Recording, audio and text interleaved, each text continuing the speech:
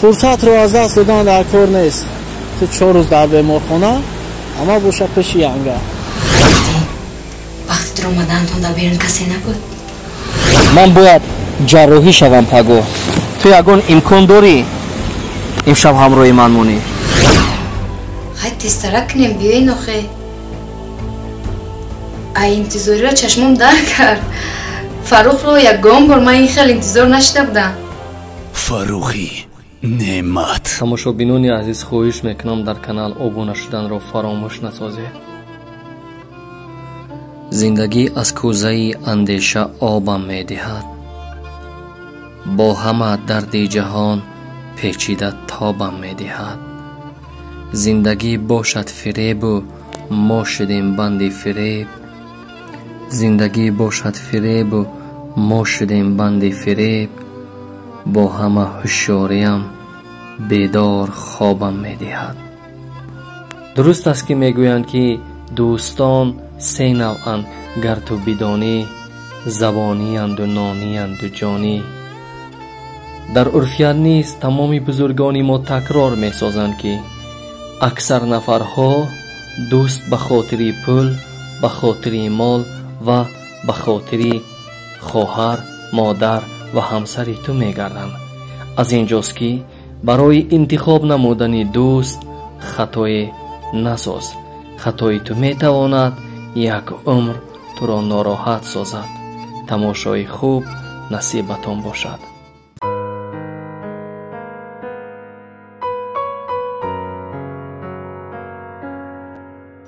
хуб мешуд ки ин пулҳоро худтон мебурдем медодем. шумо дӯст ҳастен ку хубтараш дар паҳлӯяш меистодем. намедонам ба ман чӣ шуда бошад. симои зебояш аз ёдам намеравад.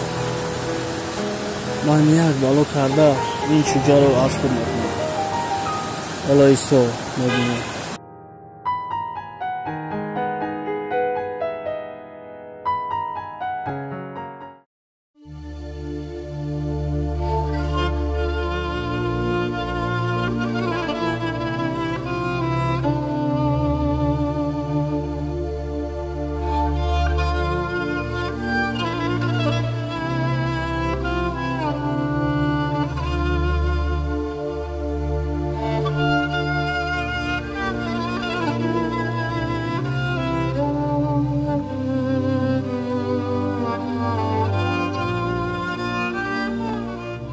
салом дӯстони азиз, агар маро қадр кунед, эҳтиром кунед, дӯст доред, ман ҳам шуморо қадр мекунам, эҳтиром мекунам, дӯст медорам. вақти омада ки исбот кунем ки мо ҳамдигарро қадр мекунем ё не. аз ин хотир ман ба шумо тавсия метиҳам ки ҳамин акаи умедро барои гузаштан аз граница дастгирӣ намоед.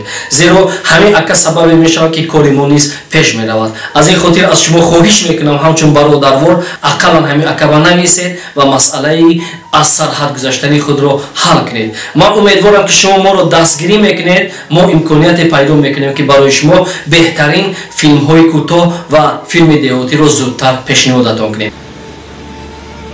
алло. о фаррухҷон, сози хуби дӯстам? алҳамдулилло, шумо хубед инҷе? раҳмат, саломатиё ҳама хуб? раҳмат, шумо дар куҷоед? ростӣ фаррухҷон, ҳаминҷад қати падару модар хона даштагиё? дар хона шиштагӣ? бале. дӯстам, наба ки мо ҳамин аст. падару модар дарак наёбанд ки ман дар беморхона ҳастам. ҳатман фаррухҷон, парво накӯ, ягон чӣ дар кор неста фаррухҷон? саломатӣ, фақат дар ҳаққамо дуо бошед. зинда бошӣ фаррухҷон, ҳатман ягон чӣ дар кор чӣ занг бизан. гам нестай, дӯсти хубам, худо нигаҳбон. хоб майлаш фаррухҷон, хоб майла.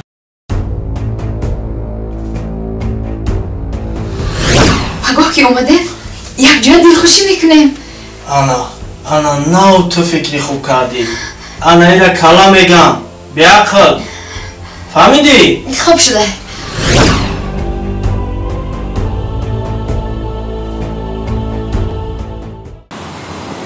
ин бадруддин занг зад, мебиёям. ин ҳуҷҷатҳои ташхис нимашро гирифтем, ними дигаш дар дарун мондааст. хайр биёяд.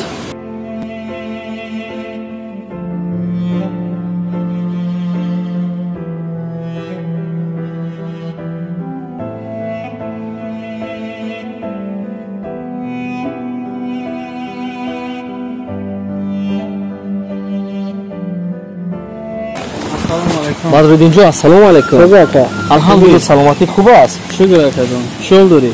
این حالمون رو ببین. تشخیص ها؟ او یک قسمش رو گرفتیم، یک قسم دیگرش رو امشب میگیریم. انشاءالله تو از حادثه ما درک داری. من باید جراحی شوم پگاه. تو یگان امکان داری امشب همراه من مونی؟ با جان و دل اکا فروخ جان با جان و دل امکان هست. نه که راستی همین پدر و مادر افشاق میویند. خب اول دا وعده دادم که همراه اجرا خوکشون میشه نکرد. پدر و مادر از ده می آیند؟ بله بله. نه که هیچ گپ نداره اکا. من حتما کتشمو میمونم اکا. نه اگر آنها فهمند که من بیمارم زیغ میشوند پس از 4 روز رو میخوریم. تو یک خدمت کن، پدر و مادر رو تنها نگذار. مایلی اگر که تو یک روی کنی نزد من مونی من خفه میشوم. تو در پدر و مادر نگو که به یگان جای دیگر رفتگی هستی. من که شفا یافتم بدرالدین جان، حتما با پدر و مادر رو میخوریم.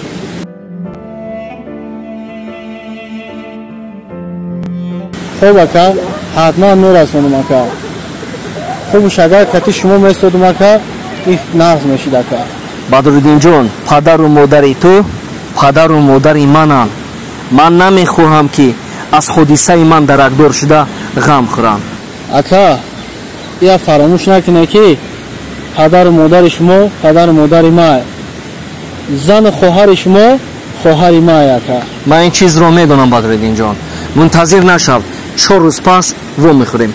خوب اکا اگر یگان چی درکار شد حتما زنگ بزن اکا. یگان مشکلی نیست بدرالدین جان، منتظر میشوم. خوب اکا خانه بخیر. ما روم دوام تشخیص رو گرم با سویاز دیم. خدا نگهبان.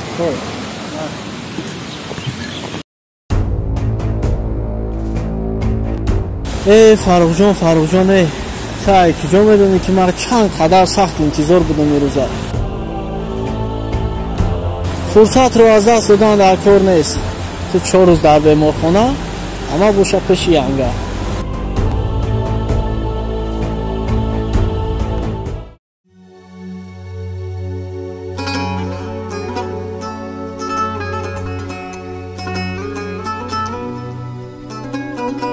الو السلام علیکم.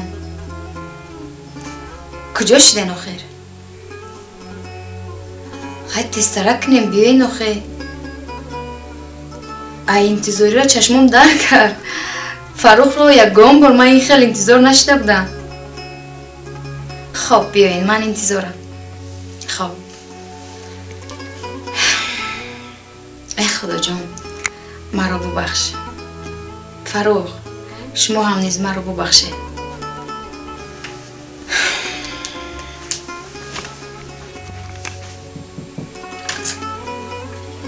اوه جانی ما در اینجا شیشته آمدین. خوش آمدین. رحمه نگاه که من برای تو چی آوردم. چی آوردین؟ کنی زیبایم خودت بعد از توی وزیر بود بگی بکن من بینم. اوه سیفچکا گرفته؟ البته همش برای تو.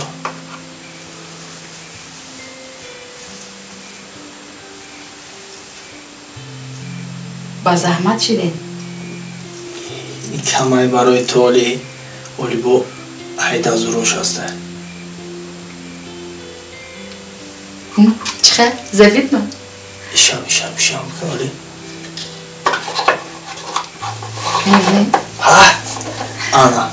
انا ناو مو ای مو یگان چی کم بودی نیست. بدرالدین نبای با کار نکنی که فاروق فهمدن. فاروق نمیفهمه وای ما ده هیچی نیسته، نه جوره نه دوست، فقط با خودی که تکتی و جوره شدگیم این چیزه حیادت نبرو. ما ده نه سوی وای در کورای نه مالی وای فهمیدی؟ ایره حیادت نبرو. فهمو بدرالدین وقتی در اومدن تون در بیرون کسی نبود؟ پهلونا که ما هم خیلی در اومدم که یکم کس نده. مالش شما گذارشینید؟ ایزارم بیا ما میگم فقط می اومدم در سرخون زمین نبود از یا اسمان ده اما آخه بدرالدین وقتی که شما می آمده من شما را نمیشناختم. خب حالا باشد میشناسم. چه خیلی که قدر شما بلندیده، همین خیلی دسترخوانم بلندیده میپرتون. ای رحمت باور که گیرین؟ یکم شیرینی گیرین؟ شکلات میخورین؟ ای دستش میخورم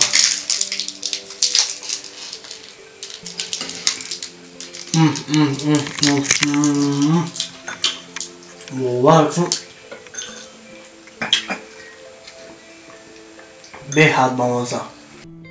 باز یک خبری دیگر داریم برادران مهاجر. نفرانی که در نزد مترو ولادیکنو سیگنال پریس 18 قرار دارید و میخواهید که تمام مال و محصولاتتان را به تاجیکستان انتقال دهید به یگان کمبودی و شکست و شما رقم هایی که در زیر گذاشته شده هستند همه روزه خدمت میکنند.